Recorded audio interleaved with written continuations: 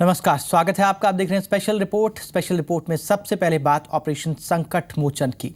South Sudan में फंसे तकरीबन 600 भारतीयों को बंदूक की गोलियों और तोप के गोलों के बीच से निकालकर भारत लाने का मिशन शुरू हो चुका है। विदेश राज्य मंत्री VK Singh 2 C-17 globe master विमानों के साथ सुबह साउथ सूडान के लिए उड़ान भर चुके हैं। 1990 और 2015 के ऑपरेशन से छोटा है ये ऑपरेशन संकट मोचन, लेकिन चुनौतियां वही हैं।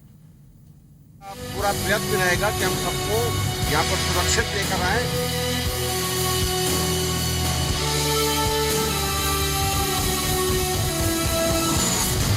उन्नीस 1990 में ऑपरेशन एयरलिफ्ट, कुवैत से 1,70,000 भारतीयों की मौत के मुंह से घर वापसी। –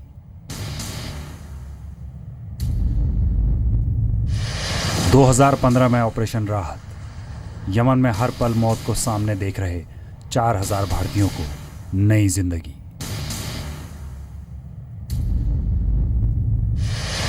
ऑपरेशन संकट मोचन, साउथ सूडान से 600 भारतीयों को वापस घर लाना है सही सलामत। और इसी के लिए एयरफोर्स के हिंडन एयरबेस से रवाना हो चुके हैं भारत के 2 पवन पुत्र, 2 C-17 ग्लोब मास्टर।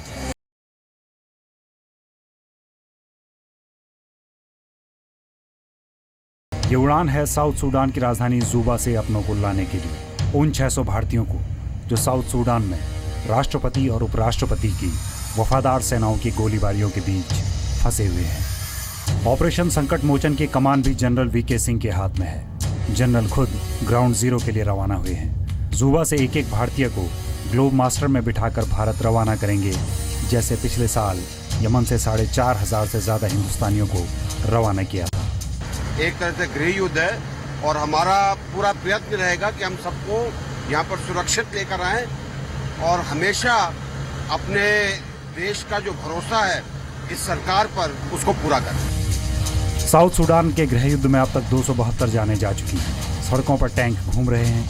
राष्ट्रपति सल्वा किर और उपराष्ट्रपति रिक माचर के वफादार सैनिक एक दूसरे को मारने पर आमादा हैं।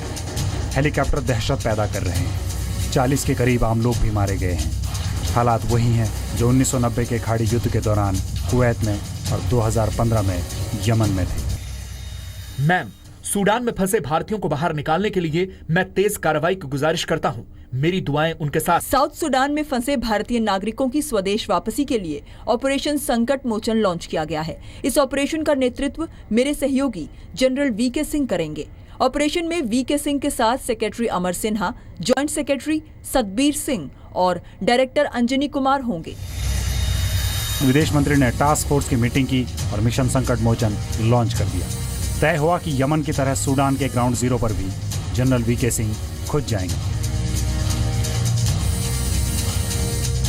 पल पल की नजर रखने के लिए एक टास्क फोर्स का गठन किया है। आज सुबह ही उस टास्क फोर्स की बैठक हुई है। हमारे लिए भारतीयों की सुरक्षा सर्वोच्च प्राथमिकता है और इसलिए हमने अगर स्थिति बिगड़ती है तो अपने लोगों को निकालने का पूरा प्रबंध कर लिया है। भारतीय दूतावास के पास अभी तक की जानकारी के मुताबिक जुबा में 450 और साउथ सूडान के बाकी हिस्सों में 150 भारतीय हैं।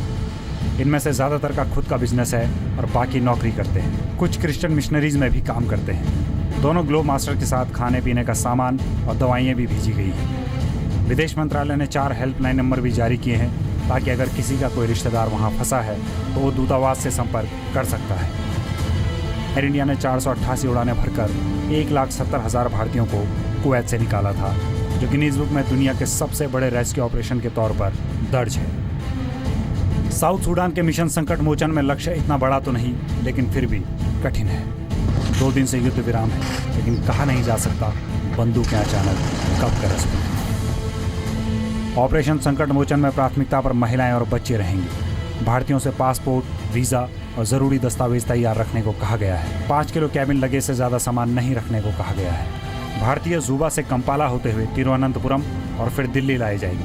साउथ सूडान में जमीन से उखड़ने के ये हालात 7 जुलाई को बने, जब राष्ट्रपति सल्वा किर और उपराष्ट्रपति रिक माचर की समझौता बैठक के दौरान ही उनके वफादार सैनिक आमने सामने आ गए। 20 साल के छापामार युद्ध के बाद जुलाई 2011 में सूडान से टूटकर साउथ सूडान बना था।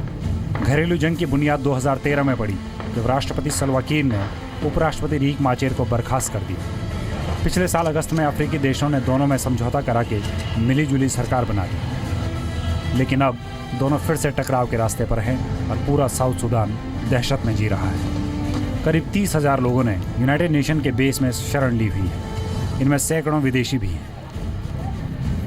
यमन के ऑपरेशन राहत में भारत ने 1000 के करीब विदेशियों को भी रेस्क्यू किया था। कुछ ऐसी ही उम्मीदें ऑपरेशन संकट मोचन से भी जुड़ सकती हैं। ब्यूरो रिपोर्ट, जी मीडिया।